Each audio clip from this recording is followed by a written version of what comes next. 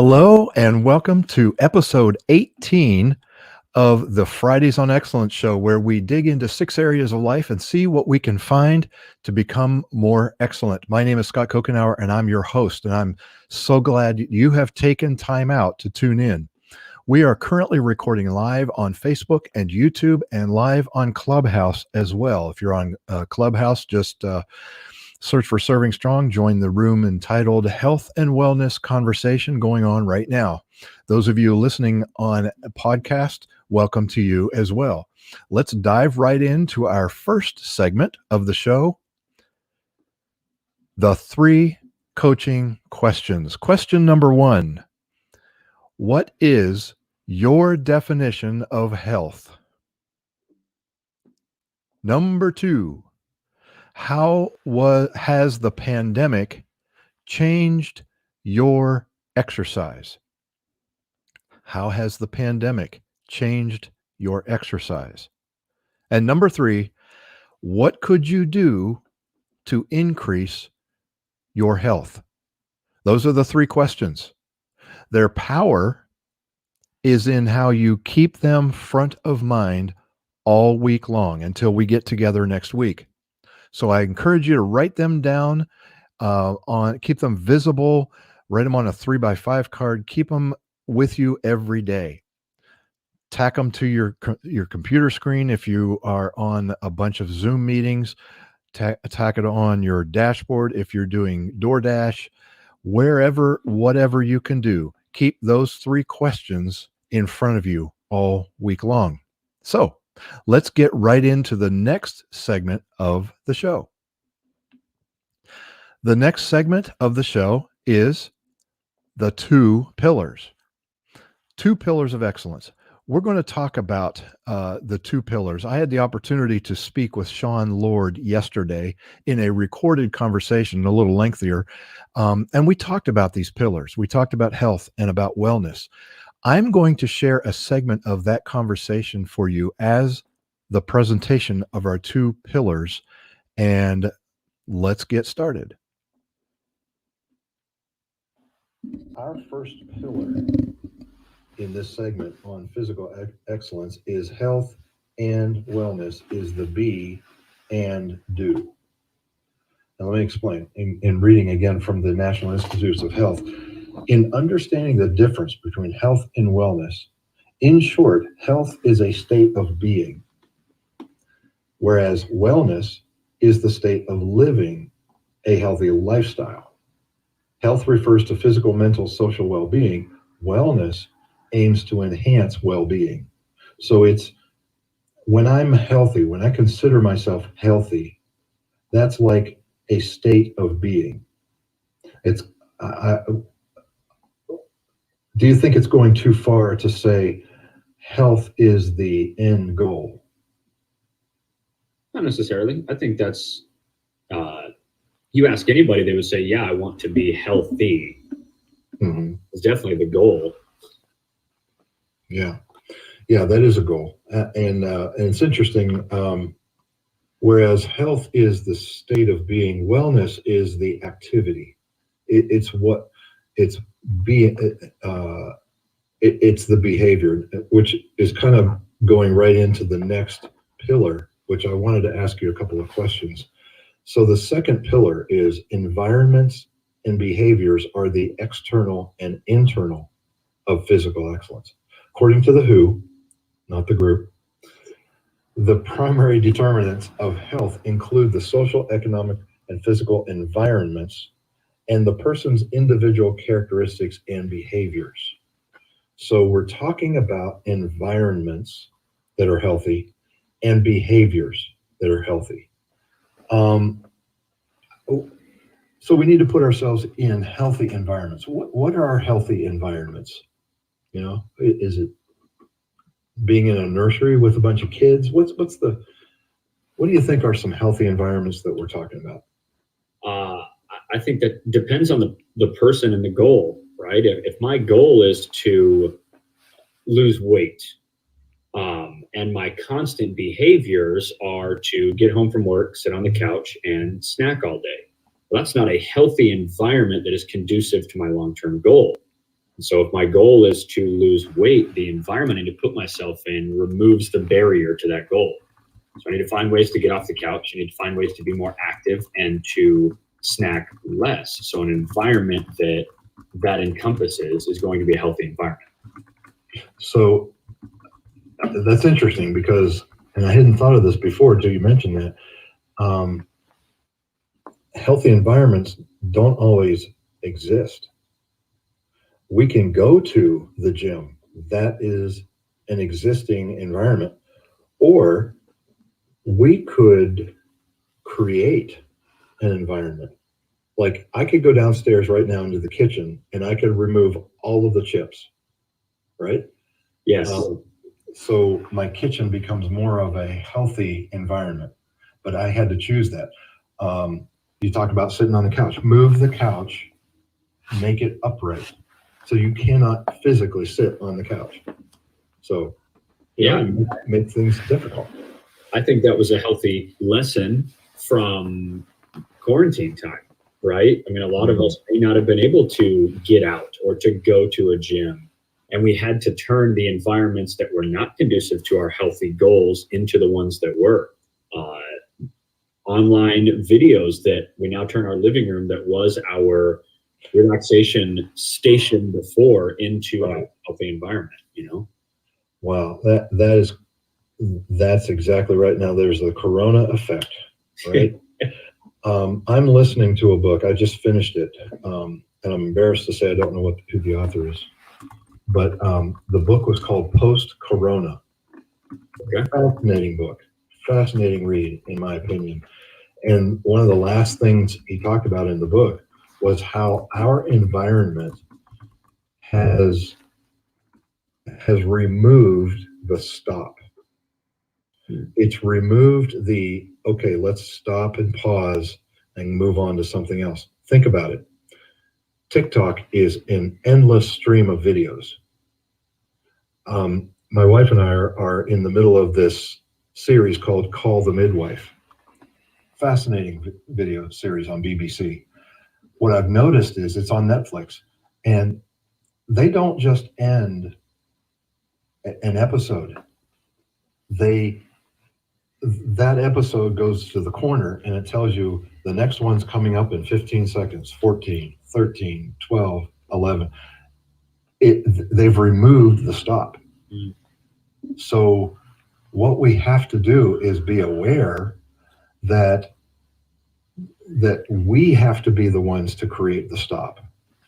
You know, especially in a post-corona, we are getting so used to sitting for long periods of time. That was eye-opening to me. I hadn't realized that.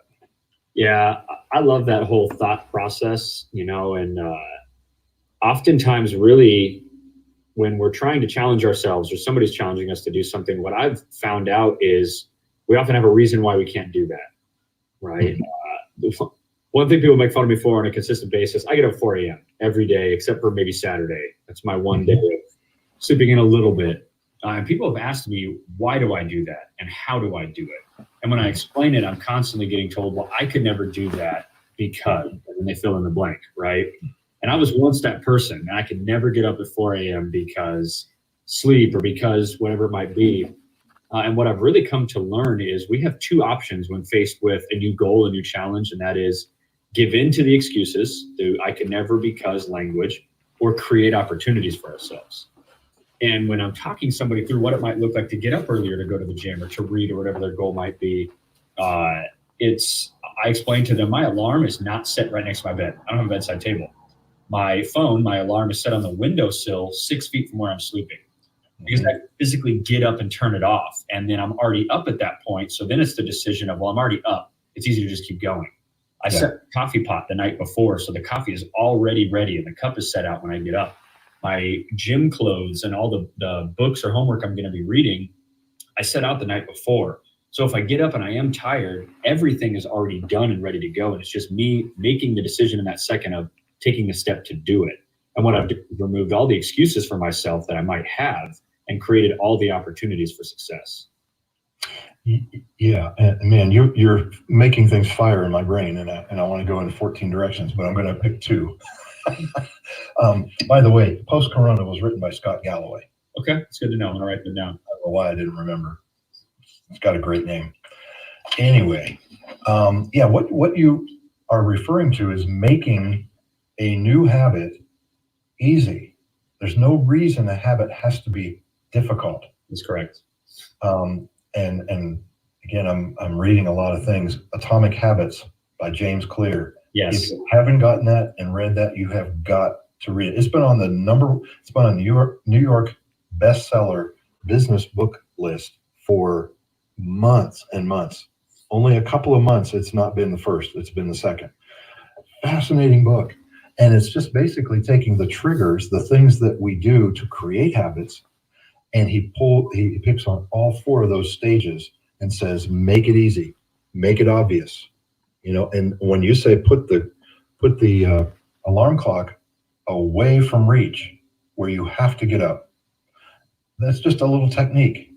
He uses another thing called habit stacking. So if you're trying to memorize a scripture or you're trying to study for a test, stack on top of brushing your teeth. It's something you do all the time anyway. So while I'm brushing my teeth, I will blah, blah, blah. When I'm brewing coffee in the morning, I recite scripture that I'm memorizing. So I'm not going to stop brewing coffee. I may stop brushing my teeth, but I'm not going to stop brewing coffee. And so I will stack a habit on top of that. It's called habit stacking.